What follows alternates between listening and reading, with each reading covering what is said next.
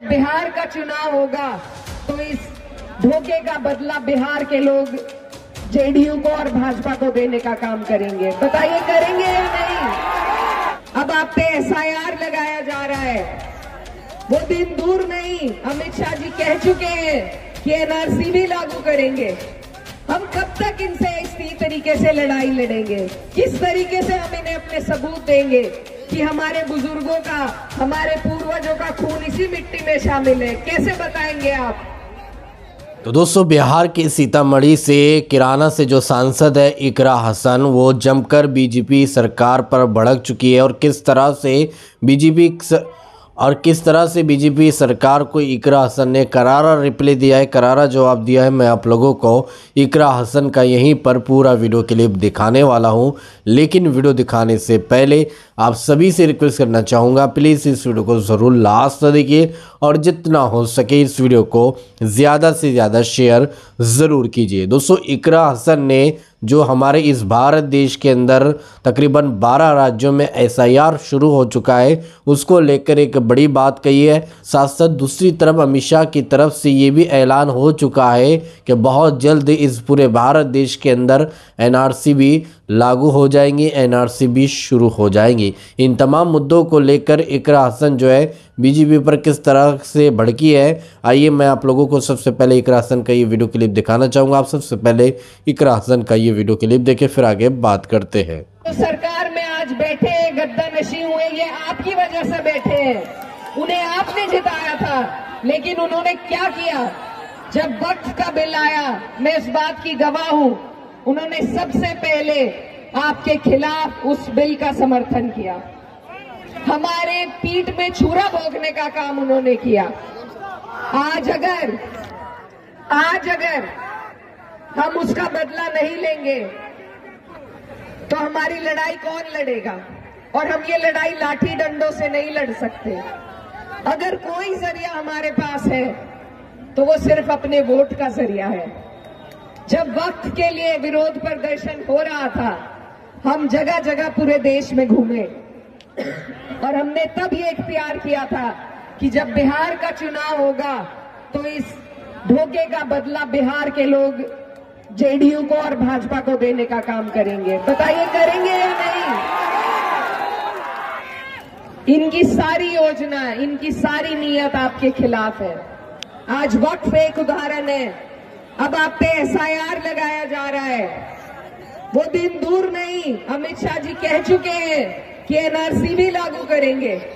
हम कब तक इनसे इसी तरीके से लड़ाई लड़ेंगे? किस तरीके से हम इन्हें अपने सबूत देंगे कि हमारे बुजुर्गों का, हमारे पूर्वजों का खून इसी मिट्टी में शामिल है? कैसे बताएंगे आप?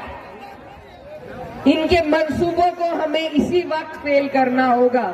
अगर इनकी जड़ें मजबूत हुई तो न जाने कौन कौन से कानून ये हमारे ऊपर लाएंगे। और मैं ये कहना चाहती हूं कि ये जो राजनीति है, ये नंबरों का खेल है, आंकड़ों का खेल है। ये जब तक आंकड़े हमारे हक में नहीं होंगे तब तक हम आगे नहीं बढ़ पाएंगे। आंकड़ों की ही वजह से हम वक्त में हारे थे। ऐसा मत कीजिए कि दोबारा आंकड़ों की वजह से हम बिहार में भी हार जाएं। आपके यहां से जो विधायक हैं, उनके हक में ये आंकड़े होने चाहिए। आपका एक एक वोट इनके हक में होना चाहिए, तभी जाकर आपकी सरकार बनेगी। और प्रत्याशी नहीं देखने हैं हमें सिर्फ ये देखना है कि हमारी सरकार कैसे बन सकती है। क्योंकि ये जो माहौल है, जो पैदा किया जा रहा है, ये तभी बदलेगा जब ये सरकार बदलेगी। ये हालात तभी बदलेंगे जब सरकार बदलेगी। और ऐसा मैं इसलिए कह रही हूं क्योंकि मैं खुद एक जनप्रतिनिधि हूं उत्तर प्रदेश में, मगर हमारी सरकार नहीं है तो हम उस तरीके से अपने लोगों के काम नहीं कर सकते जितना हम करना चाहते हैं। उस तरीके से हम अपनी ताकत का इस्तेमाल नहीं कर सकते। मुख्यमंत्री के हाथ में वो ताकत है कि अगर कोई ऐसा काला कानून आपके लिए बनता है तो वो अपनी कलम की ताकत से उसे आपके प्रदेश में रोक सकता है। तो इसीलिए जरूरी है कि हम अपनी सत्ता बनाएं, अपने लोग सत्ता में बिठाएं। और वो तभी हो सकता है जब हम आंकड़ों को कागज पे समझें कि कैसे हम जीत रहे हैं। हमारा वोट अगर राजद को पड़ता है यहाँ पे, तो मुझे पूरी उम्मीद है ये सीट आप जीतेंगे और एक एक सीट जीतकर ही सरकार बनेगी।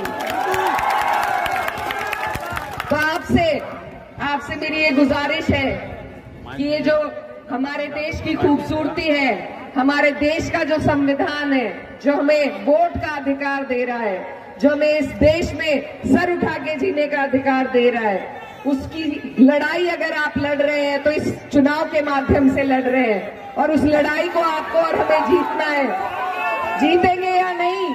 तो जी दोस्तों, आप लोगों ने इकरा हसन का ये वीडियो क्लिप देखा और सारी बातें आप लोगों ने सुनी है। दोस्तों, इस पूरी वीडियो को देखने के बाद अब आप क्या कहना चाहोगे, आपके इस बारे में क्या राय है, तो कमेंट में अपनी राय लाजमी बताइएगा।